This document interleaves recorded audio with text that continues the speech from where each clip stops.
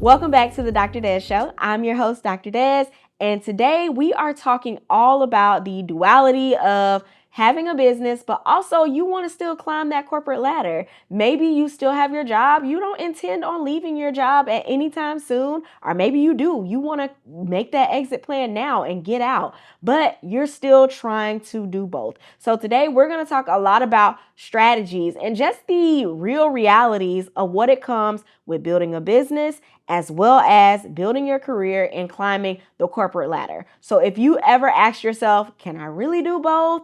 Or will people take me seriously if they know I'm a business owner? Or am I burning out trying to excel at both? Or, will my employer hate me, or will they look at me differently if I have a business? Then this episode is for you, okay? So you're going to want to stick around, all right? So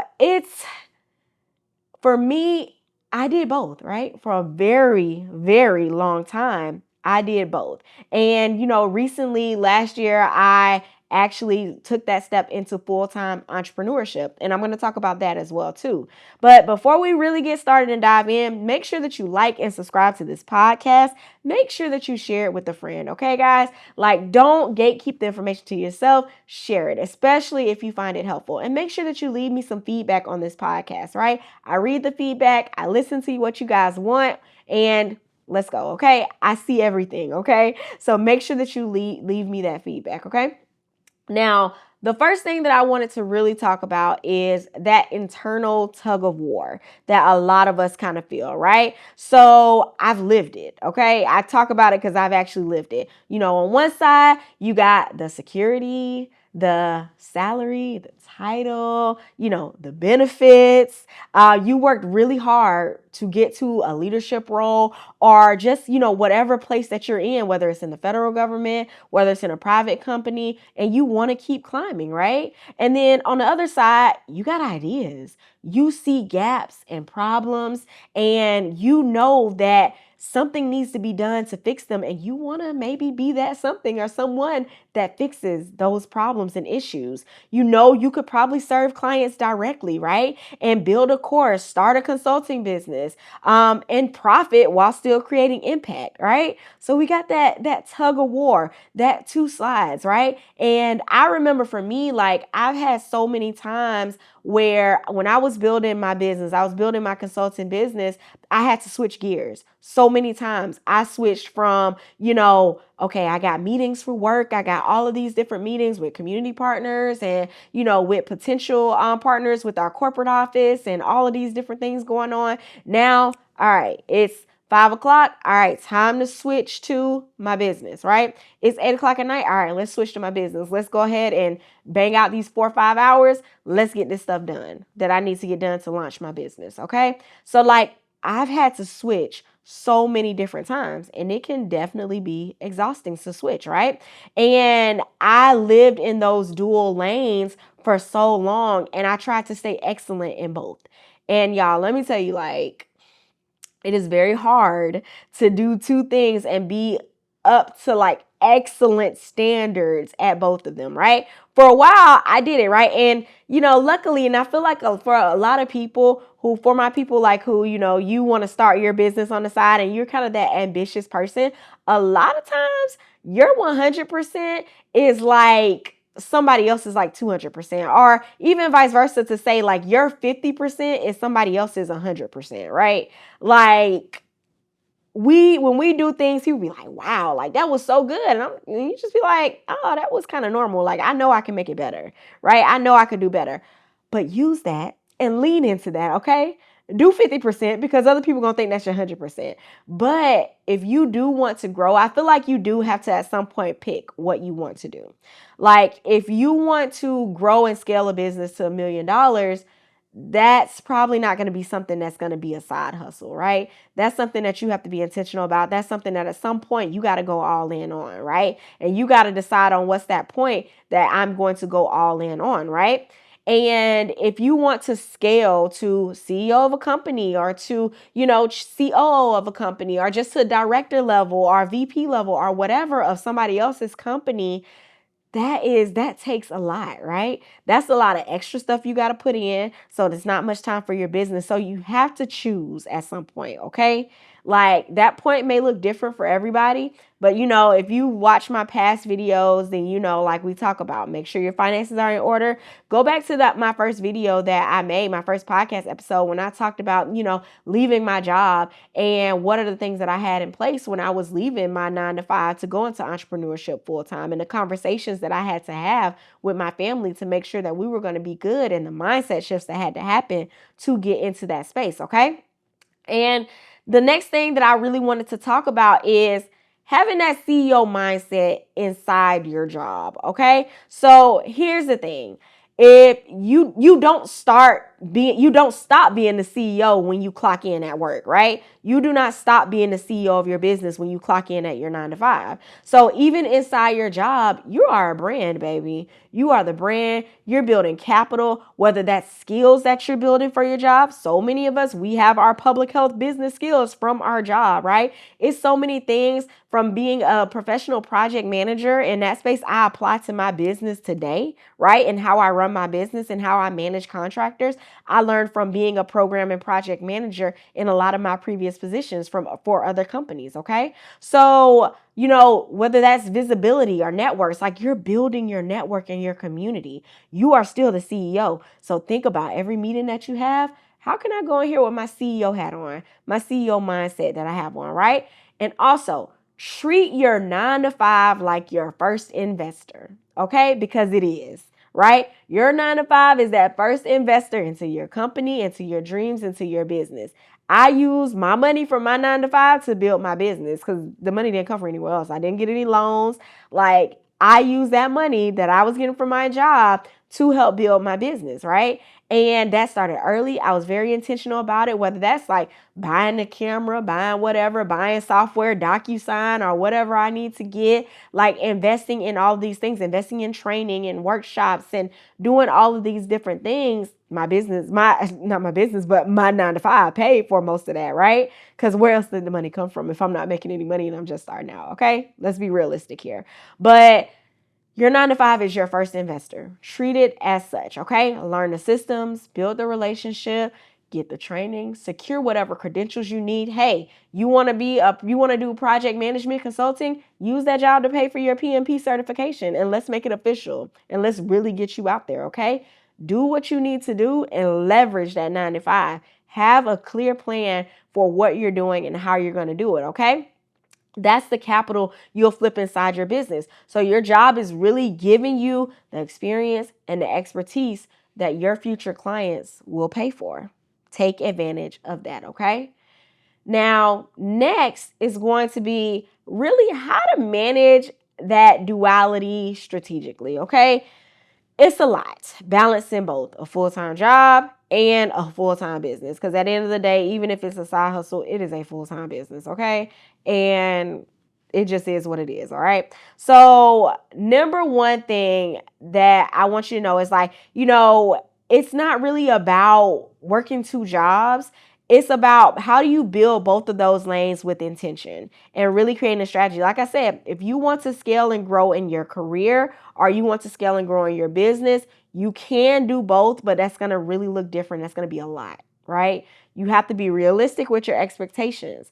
I had made a decision at a certain point that, all right, I don't want to grow anymore in this company. I want to stay where I'm at right now. I like what I'm doing. I love what I'm doing. This does play into what I can consult with, right? Because what I was doing was health equity related. And it does play a big part in what I can consult in and do for other organizations. So I'm going to stay right here. I'm going to stay right here. I'm going to hold it down in this lane. I'm not about to be doing extra stuff.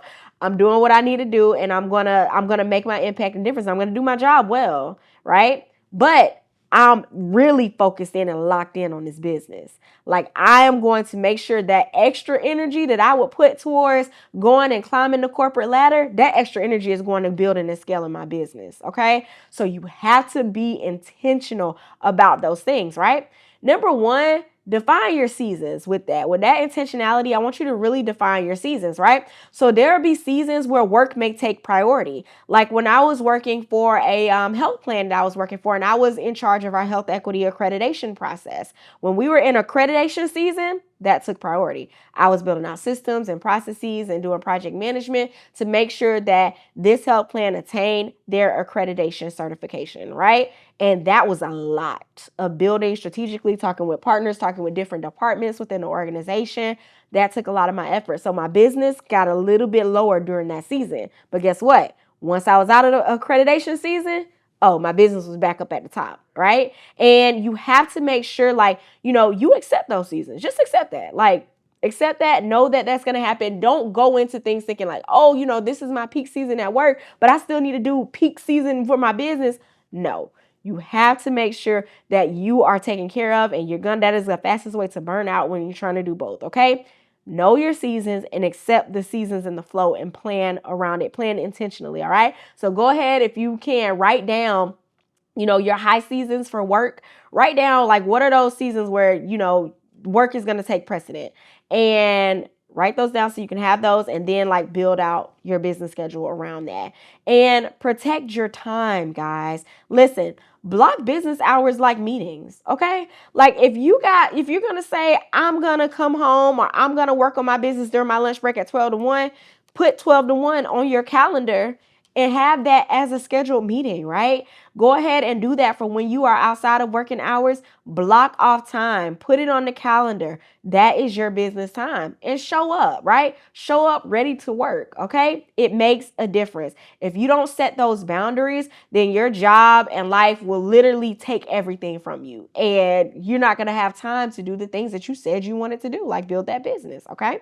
And build in public, guys, but build strategically, okay? Like you don't have to shout from the rooftops, hey, everybody, I'm building a business. I'm doing this. I'm about to leave this little job soon. You don't have to do all of that. But, you don't need to hide your expertise, okay? Especially if you are going into roles where people are going to hire you based off of your expertise, like you're going to be a consultant or you're going to create something or whatever. Position yourself as a thought leader online right now. Social media is there. Even like with your job, like me being at a health plan, if I'm doing health equity accreditation, I'm about to start talking about health equity accreditation all the time. I'm about to start talking about just health equity and systems and processes and establish myself as a thought leader. I don't have to tell them I'm building a business. But they can know I am a thought leader in this area. Here are the things. And by doing that, you're attracting clients, right? You're building that reach, okay? So I want you to make sure that you are thinking really strategically about these things, all right? Now, an actionable tip I want you to make sure that you take, and you do, is create one visibility platform, okay? And by that, I mean, like, think about one social media platform. For me and for most of us, it may be LinkedIn, right? Depending on what kind of services that we're going to offer, right? But LinkedIn may be that one for you. And you don't got to post daily, but you should post intentionally. All right. So one post a week can even get you in front of potential clients, collaborators, or even speaking opportunities. But you got to start. All right. You got to start. Like I recommend you post like at least 4 to 5 times a week. Like if you do not have my LinkedIn branding guide, my LinkedIn marketing guide, then go ahead and purchase the LinkedIn marketing guide. I'll link it down below to go ahead and get. But use that. And I always tell people, this is how you're going to use it smartly because, listen, we have AI to save us some time, right? Upload that guide. It is a pretty lengthy guide, but upload that into ChatGPT and tell ChatGPT to pull from that as you develop your marketing type strategies, as you develop your content for posting on LinkedIn, because it is going to put things in the frameworks that work, that get your post out there, that gets visibility. It is going to give you everything that you need based on your experiences and everything that you want. So we play smart. Think smart, not hard. Okay. So that's one of the major things. And I really wanted to touch on too, the emotional side of doing both, because y'all, it's a lot, right? I had a lot of late nights, a lot of early mornings, a lot of emotions around doing everything at once, right? You may feel guilt about not giving your job 100%. You may really like your job. You know, those people, you may really like them. And so you may feel like kind of guilt about it. But at the end of the day, if you are doing the things tied to your job description and you know your goal is to, I'm going to leave this job and build my business, don't be guilty. Don't feel guilty about that. Like, you're good. Like, it'll be okay, because at the end of the day, if something happened to you, that job will have your job position posted within about 2-3 weeks. Okay, y'all, let's not think too deep about it. We love what we do, okay, but at the end of the day, it's a job. All right, so don't get too attached. You attached, but don't be too attached. All right. Fear that your boss will find out is another thing, right? Review the contract that you sign. Review the contract you sign, right? Because most of the time it just says, you know, you got to avoid conflict of interest. And what I have learned is that majority of people have businesses on the side. A lot of them do. And they just disclose it and they say, okay, it's not a conflict. As long as you're not poaching their clients, you're not doing things like that that's in a direct conflict of interest, then just follow the rules. You will be fine, okay? You will be fine. I guarantee you, all right? And then also, don't feel that pressure to keep up with entrepreneurs who are doing this full time. Now, no, like me, I'm doing this full time. So that's why y'all see my stuff everywhere. I'm doing this. Like, this is my full time now, right? But do not feel that pressure, because everybody started somewhere, all right? Just because, oh, you didn't post this week, that's fine. Or you didn't reach out to any clients this week, that's okay. Just keep going. You got next week. You got a week after that. It's another week happens after that. And guess what? It's going to be another week after that. So you have the time. You have everything. Don't compare yourself to others, all right? Comparison is the thief of joy, okay? Do not compare yourself to other people who are doing things, because you don't know where they are in their journey. You don't know what they're doing. You don't know all the things, all right? Or, you know, don't think that you're faking it, right? Like, you're doing this, right? You are doing this and you're doing it well, all right? Give yourself a pat on the back for even agreeing to say, I'm going to do this and I'm going to do it intentionally, all right? There is no one size fits all path to entrepreneurship, all right? Everybody is doing a lot of different things. There are so many different strategies out there. There are tried and true strategies that work, yes, but at the end of the day, you could take a strategy and it may work for you, but it may not work for, you know, Jane down the street, right? It's all in how you spin it, how you do things with intentionality, right? You have to think about those things, and you got to be willing to try different things, throw things at the wall to see what sticks, right? You are allowed to build your business and build your career on your terms. Even if it looks like a zigzag, even if it looks crazy like to other people, you're allowed to do that, right? You make up what you want this life to be. Like, go for the things that you want. And don't let people shame you too if you say, oh, entrepreneurship is not for me, because it is not for everybody. Because listen, it's so many people who are shouting to the rooftops, I ain't working for nobody business. You know, I'm not working for nobody. I'm going to work for myself. And meanwhile, they have no money. They're poor. Like, they're like struggling, right? Like, they are struggling to make ends meet. And because entrepreneurship is hard, it is not oh, I decided I'm going to work for myself, now I got millions. No, that is not how it works. That's how social media make it seem like it works, but that is not how it works. So I want you to make sure that you are also getting in the room and being intentional about who you're in the room with, right? Like, get around like-minded people who are actually committed to and doing this entrepreneurship journey, right? Because that is going to show you so much, okay? Make sure that you are always surrounding yourself with people who are trying to do other things. And that may be through podcasts like this. That may be through your friend circle. That may be through the public health club, right? Get around people who have that same mindset of you, about that same mindset, and you will see the difference that it makes in your journey, okay?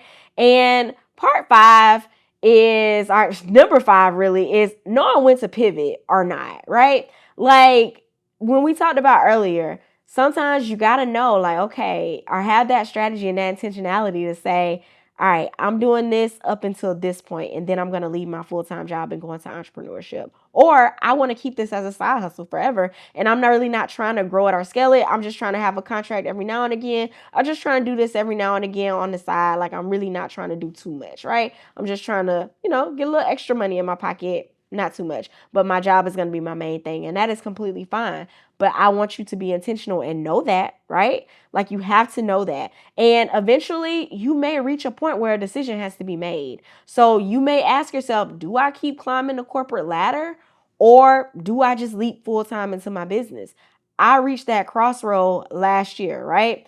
And I had to really do some internal work to say, okay, Des, like you have went to school for this long behind time. You have done all the degrees and you have been working like while you've been in school full time to climb the corporate ladder, to get better at this. You've been doing the resumes. You've been doing all of these things. Do you want to go to a VP level within a company? Like that could be within reach. Like my next job, like if I were to have kept climbing the corporate ladder, my next job would have probably been like a senior director type role, or even like, probably a senior director type role, just depending on the organization and their structure. But that would have probably been my next role. But, I had to ask myself, do I want that? Do I really want that? And my answer was no. I want to have my own business. I want to be able to build and be as creative as I want to be and come up with an idea and just build it out and implement it. That's what I wanted.